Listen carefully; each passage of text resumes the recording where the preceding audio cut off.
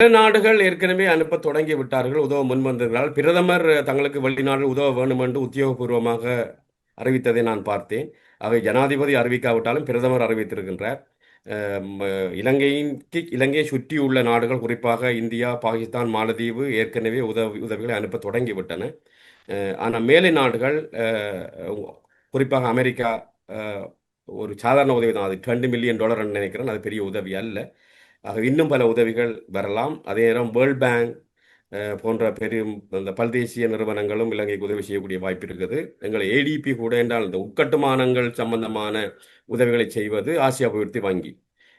வறுமை சம்பந்தமான விடயங்களுக்கு கூடுதலாக முக்கியத்துவம் கொடுப்பது உலக வங்கி. ஆகவே இந்த 2 நிறுவனங்களும் கூடுதலாக உதவி செய்ய வாய்ப்பு இருக்கின்றது. சில சஜித் பிரேமதாச சொல்லுகிறார், ஐஎம்எஃப் கட்டுப்பாடுகளை கொஞ்சம் தளர்த்த வேண்டும் என்று. சில வேளை அரசாங்கம் பேசி அந்த விடயங்களிலும் கவனம் செலுத்த வாய்ப்பு இருக்கின்றது. ஐஎம்எஃப் கூட தன்னுடைய நிபந்தனைகளை கொஞ்சம் குறைக்கக்கூடிய வாய்ப்பு இருக்கு. இந்த கட்டத்து போர்க்கால அடிப்படையில் இந்த சில விஷயங்கள் நடக்கின்றன. ஆகவே இதை இலங்கை அரசாங்கம் மட்டும் தனித்து நின்று இந்த நிலைமையை சமாளிக்கக்கூடியதாக இருக்கும் என்று நான் நினைக்கவில்லை.